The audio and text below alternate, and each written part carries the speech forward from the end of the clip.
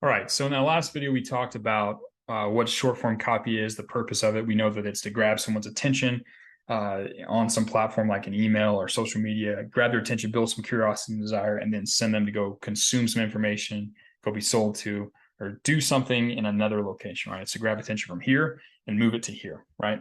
And today I'm going to be talking about the DIC framework, which is a framework. It's a skeleton. It's like a series of steps you can follow to create high curiosity short form copy. So emails, Facebook ads, social media posts, stuff like that, that create a lot of curiosity and get people to go take action, right? It's a good framework. It's a really powerful one. It's the foundation. It's the one you should know how to use better than anyone else, right?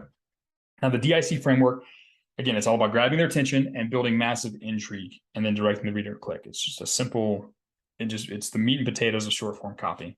Now, there are three main sections. The first one is disrupt, the second one is intrigue, and the last one is click. These are the three steps you take the reader through: disrupt, intrigue, click, DIC. Let's break down the first one, disrupt. So this is the part where you catch their attention, right? They're out there cruising through their email. They're out there going through social media. They get a notification on their phone or something.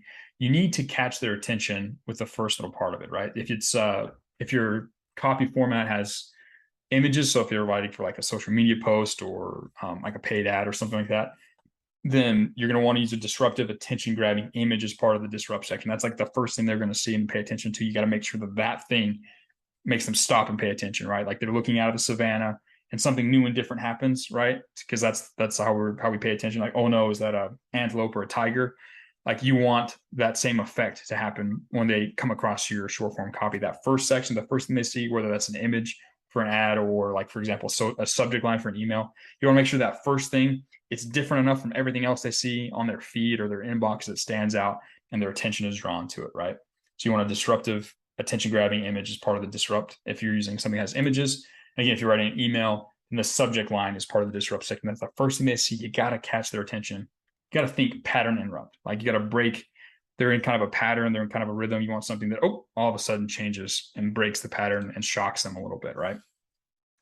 The disrupt section also is sort of those first few lines of the actual copy itself. So when you open the email, it's the first couple lines. That's also part of the disrupt section. When you start reading the text inside of a Facebook ad, like that primary text, or the text inside of a social media post, the first couple lines, you're gonna have to re-disrupt them and re-grab their attention again and continue to talk to them. Those first few lines are included, right?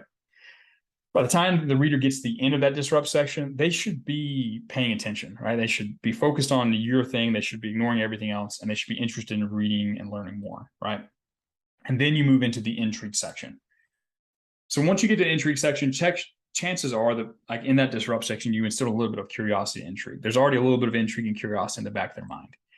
The intrigue sections where you start to amplify and stack on that intrigue and curiosity so that the reader can't help but take action, right?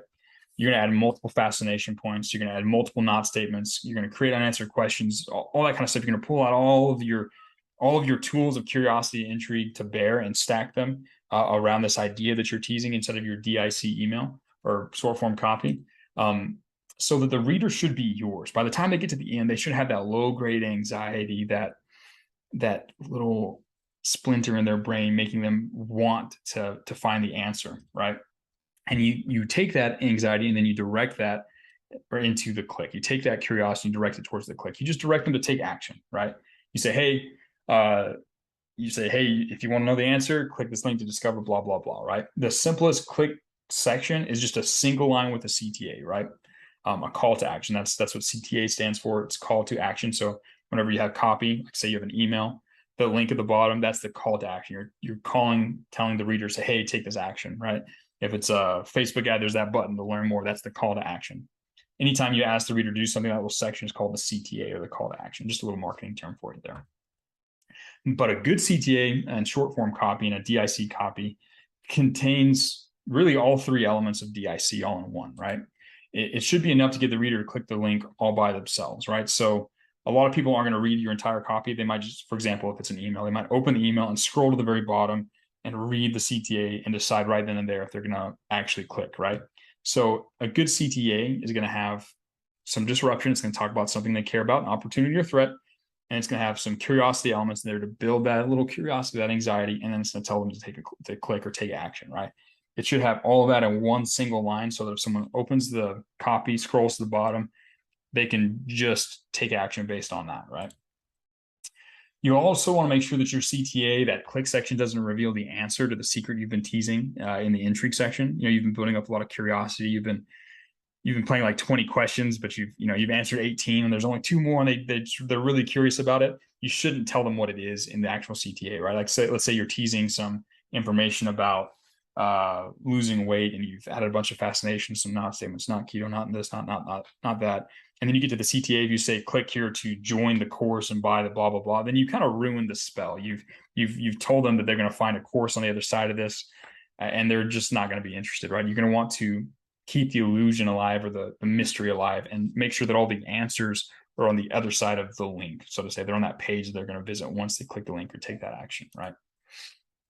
As a bonus, you can add a PS section at the end of your DIC copy to drop even more intrigue on the reader or amplify their pain or desire, right? So you do the whole email, you give them a CTA and blah, blah, blah signature, and then you can do a PS, and then you got an additional fascination point or amplify the pain or desire with a single line or two to just sort of stack on top of it, because that kind of can amplify the experience. You don't have to always do it, but it's something to keep in mind. DIC based short form copy works really well when you're talking to cold traffic, right? So you're going to use this format when you're talking to people who have no idea who your company is. This is a great way to get them to step into your world and learn more about it. It's also really good if you're teasing something that your customer doesn't already know about, right? If they're super familiar with a course or a product, it's hard to tease it because they already know the answer to the riddle. So there's other formats that are really good for that. But this is really good initially start building some curiosity and get people who haven't heard about your brand or haven't heard about your products to come in and be interested in it, right? You can also use this format to get readers to consume free content like YouTube videos, blog posts, podcast episodes, etc. Right? So as you're working with businesses, or as you have an audience and you want them to go consume different pieces of content to help mold their beliefs and provide value to them, you can use DIC to do this. You tease them, get them all interested and curious about it, and then send them the link to go consume that video. It'll help increase your views and the engagement around that stuff quite a bit if you use the DIC format. Yeah, let's look at some examples that I put together of short form DIC copy, right? So this is a document. It might be better. There might be some more of it, but I'm going to show you this example of some DIC copy.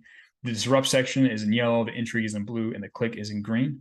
So here's an example of an email. This is one I wrote to my student list. So I've got an email list. I send example copy out to students. You don't have to buy anything from it. It's just like as an example, so you guys kind of feel for what it's like. So the subject line was Tate's big secret, right?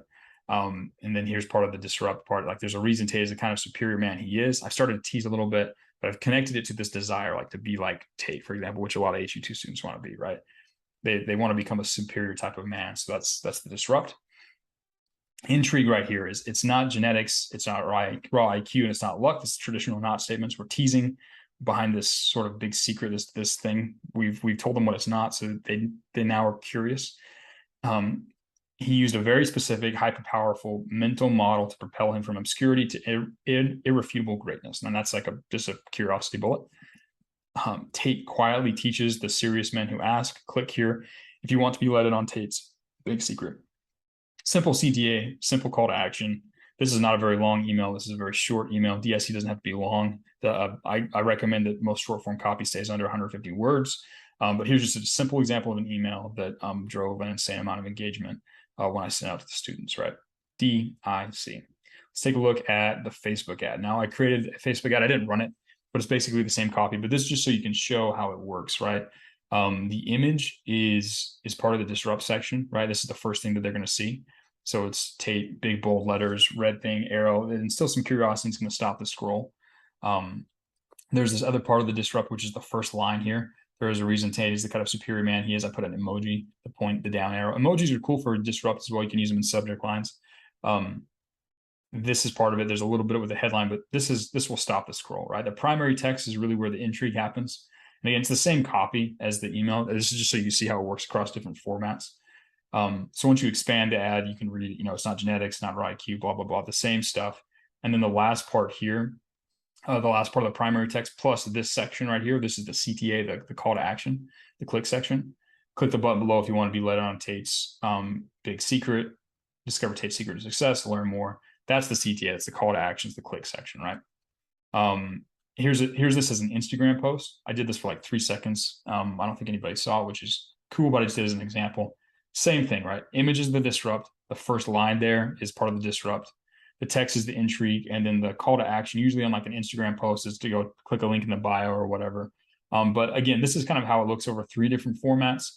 You can kind of take this information and extrapolate across any other format you're in. If you're in a tweet, you can kind of know how to do it now. You know what's going to be the disrupt, what's going to be the intrigue, and where the click's going to happen. It doesn't really matter what platform. A video, even you can use the same format: disrupt, intrigue, click, just with the words that you're saying. You can take this framework and apply it to all sorts of media, as long as you understand what the part is we're going to grab their attention, where you stack curiosity, and then how you direct someone to take action. These are some examples you can look at, though, to see how it looks, how it feels, for the DIC format. Again, this is a powerful one. You'll use this for a lot of the writing that you do. So just keep that in mind. Use these examples as you're learning how to write DIC emails and DIC short form copy, because it's a powerful format. You'll use it a lot as a copywriter.